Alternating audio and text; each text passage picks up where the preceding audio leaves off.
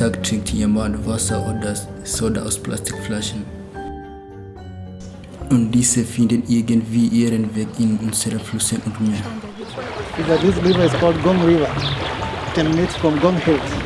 And now it passes through Kibera slum, through the industrial area, and all these wastage that is where people are living. Matters to do with the wastage from the toilets, and matters to do with the wastage on their domestic. Either these paper bags, any kind of trash which is going to see here, emanating from the households which are along the river.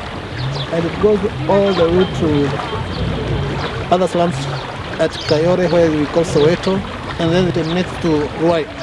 In Ruai it meets the Nairobi River, and then there it goes over to Tana River. And the bottom line, all this trash goes to Indian Ocean. Mimi kama Lucy, Kenya naweza waeleza kuhusu hapa Riverbank.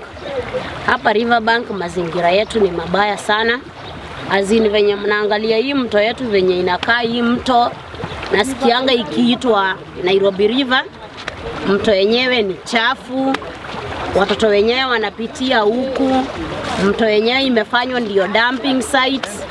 Kila aina ya takataka inarushwa hapa, mashindano, pampers, always, kila ghasia yoyote.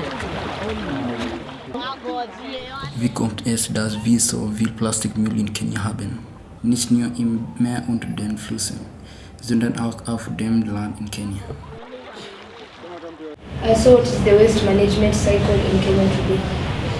The waste management in Kenya today, the question you ask, do we have any? Yes, we have one. Yes. To me, from my point of view, we don't have any. Because if there is any waste management cycle, we know when waste comes from our house, it must to go to a point up to the end. But when you walk around, you will see litters all around, which tells you that the waste management cycle in Kenya is not there. We can all agree that waste management doesn't work as good as it should in Kenya. If we look at really normal household waste, roughly with the right processes, with the right policies in place, around 95% can be in a way recycled, reused. That means we would only talk about around 5% of the waste ending in landfills. I could look up the number. I think it's rather somewhere around 70-80% that's ending up on the landfill of the waste that is collected. So it's complicated. So not all the waste is collected. Something is burned on site, for example. Something is dumped in your own compound. Then some of the waste is collected.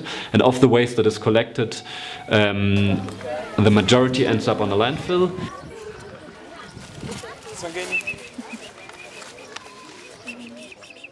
Wie können wir dieses Problem angehen? We are currently working on developing the Kenya Plastic Action Plan. We have gone through the country, meeting people in the different value chain of plastic, talking to them, trying to understand what are the regulatory gaps that exist, what are the challenges that they face, what are the changes that have been seen in the country in the past few years, knowing what they think an ideal recycling and waste collection concept should be. When we talk with the people, ideally would be to have just sorting efficiently and ensuring that everything that is recyclable goes to the recycling, and whatever really cannot be recycled, cannot be converted into compost, then ends in the landfill. And then as a next step, and something that is definitely not undertaken by us alone, where we just give a bit of an input, to find solutions. We act as the company itself as an interface between the German company, who has expertise when it comes to designing waste and recycling infrastructure, and the Kenyan private sector, who wants to contribute to build like a good, solid waste management system here. Things we have learned: there is a lot of recycling going on. Many materials are recycled by really, I would call them grassroots companies. People who make a living from collecting, from sorting, from selling plastics, and everywhere in the country. And that is something that was really impressing and partly surprising myself, that the plastic recycling value chain does in many parts already exist, driven by local people. Political processes take time, and everywhere in the world, in Germany, in the US, in China, and here as well. So we are just stimulating a political process. After the plastic bag ban, people started already to get pretty aware of the whole situation. Because of this consciousness, the private sector started like, okay, before we have another ban, let's become proactive, let's manage waste. Because we can't avoid it by now, because even though we try to reduce, there will always be a rest. If we try to manage it smartly. From August 2017, we found about the plastic bags. Although Kenyans were not prepared for it, but now they have coped up.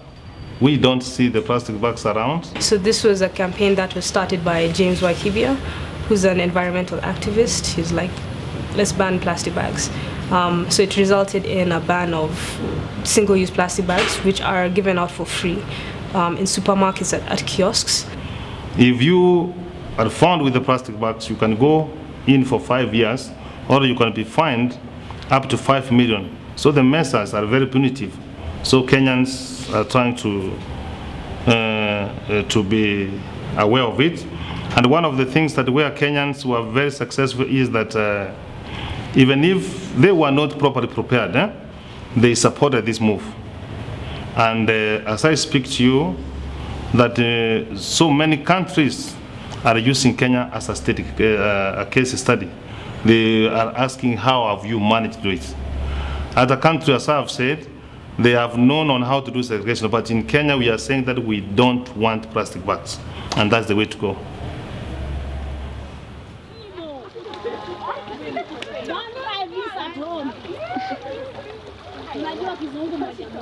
So Ben was swimming in the ocean and he kept on seeing how much plastic waste there was.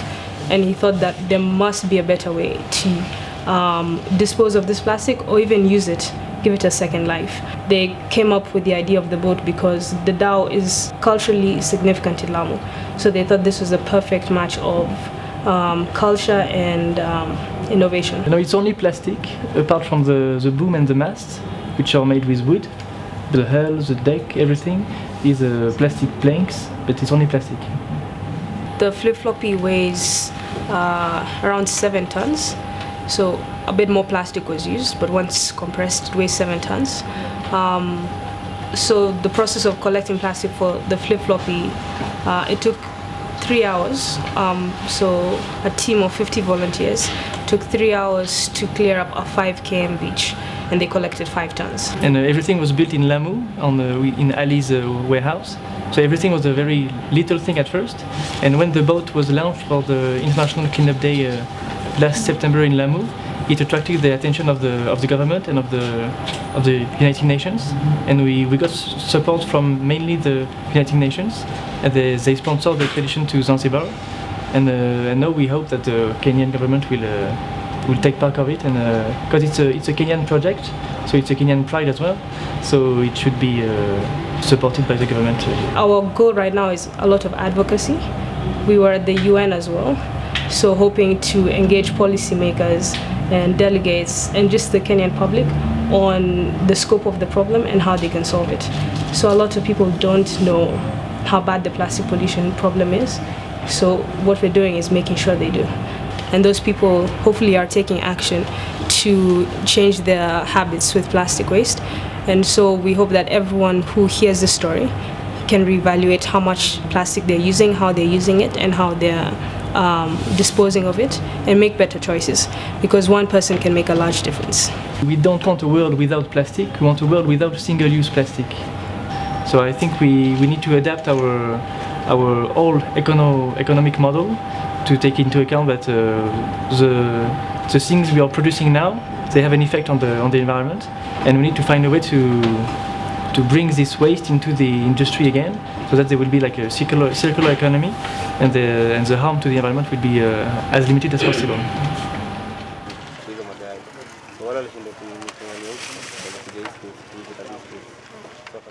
If you reduce, then you don't have to recycle lots of amounts. So I think when we're looking at reducing plastic, we're looking at production and consumption. So on the production side, it's encouraging alternative like packaging, because a lot of stuff you buy like soap, it comes in really thin plastic. You might not have any other alternative. Like everything is has single-use plastic. So it's also for them to invest in alternative packaging. So it's easier for us as consumers to choose better products. So that's one way of reducing production of plastics. And then consumption is a personal choice. So it's refusing to buy a plastic bottle of water and instead carrying a reusable bottle of water from home. I think the next step we've seen is our President Uhuru Kenyatta banning single-use plastics within our game reserves, our national parks, our beaches. This is a way to keep clean some of the environments we prize the most. And then hopefully this can spread into our households, because national parks and beaches are just a small part of what Kenya is. So it also takes us as Kenyans to say, I don't need a straw to drink juice. I can drink straight from the glass, or I can bring my bottle. So it's just individual choices everyone makes. The future belongs to you. It is your responsibility to take care of the environment. It is your responsibility to go and tell your colleagues, your fellow students, your fellow brothers and sisters, that time has come for us to take care of the environment. Wir haben immer noch Hoffnung, unseren Planeten zu retten. Wir können dies tun, indem wir unseren täglichen Verbrauch an Einwegplastik reduzieren und auch das Bewusstsein für diejenigen schaffen, denen es an ausreichenden Informationen über die Auswirkungen von Plastik auf die Umwelt fehlt. Die Regierung kann auch strenge Regeln wie das Verbot von Plastiktüten festlegen. Wenn ich es schaffe, schaffst du es auch.